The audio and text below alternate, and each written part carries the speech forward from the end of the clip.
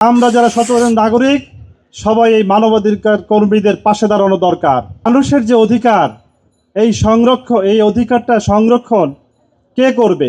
একদিকে যেমনি রাষ্ট্র ব্যবস্থা প্রশাসনকে করতে হবে, পাশাপাশি মানুষ হিসেবে আমাদেরকে এগিয়ে আসতে হবে। আজকের এই আয়োজনকে আমরা মনে করি যে একটা মহতী আয়োজন এবং পৃথিবীর সর্বশ্রেষ্ঠ একটা আয়োজন।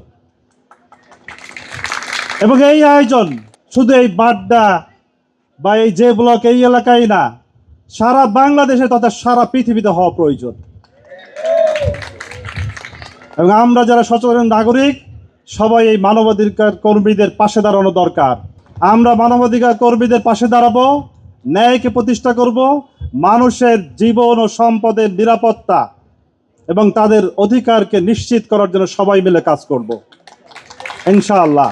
একটি আবদার জানাবো, আজকে প্রগতি সরণিতে এক এম্বাসির কাজ হইতেছে, যেখানে নাকি সিটি কর্পোরেশনের পুরা ময়লার ফেলার ব্যবস্থা, এইটা একটা অপারেশন দেওয়াতে আজকে আমাদের 9 নম্বর রোড হইতে কোকাগালা পর্যন্ত পুরা রাস্তা ভরে ছড়ায় ছিটিয়ে দিচ্ছে। এটা কি মানবাধিকার, এটা কি লঙ্ঘন হচ্ছে না? বসুন্ধরা টিস্যু অশুদ্ধতার বিরুদ্ধে এক বিন্দুও ছাড় নয়। এই ব্যাপারে আমি এই ব্যাপারে আপনাদের সবার সজাগ থাকতে বলবো এবং সিটি কর্পোরেশনের প্রশাসনকে বলবো 1 সপ্তাহের মধ্যে এটা এখান থেকে সরানোর জন্য। আর না হলে এই এলাকার জনগণ এইটার বিরুদ্ধে রুখে দাঁড়াইবো। আরেকটি কথা বলতে চাই, আপনারা জানেন সামনে নির্বাচন। আপনাদের সাথে আর বক্তব্য দীর্ঘায়িত করে গেলাম না, আমি একটা প্রতীক দিয়ে গেলাম, সেটা হলো ধানের শীষ। এই প্রতীকে আপনারা ভোট দিয়ে জয়যুক্ত করবেন। বাংলাদেশ মানবাধিকার ফাউন্ডেশনের পক্ষ থেকে আমরা শীত যখন আসে তখন কম্বলের ব্যবস্থা করি। এখন এদিকটা দেখি অনেক লোকেরই কাপড় নাই পরার।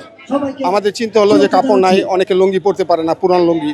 আমরা চিন্তা করছি যে এই সংগঠন থেকে যদি আমরা ওদেরকে কিছু লুঙ্গি, কিছু শাড়ি দিতে পারি, যখন বন্যা হয় দেশের মানুষের জন্য আমরা বন্যা দুর্গত এলাকায় আমরা সাহায্য পাঠাই, কাপড় পাঠাই, তারপরে যেগুলো খাবার আছে শুকনো খাবার ওগুলো পাঠাই। আমরা বিভিন্ন প্রাকৃতিক দুর্যোগের সময় আমরা পাঠাই এবং শীতের সময় আমরা কম্বলের ব্যবস্থা করি গরিব দুঃখী মানুষের জন্য।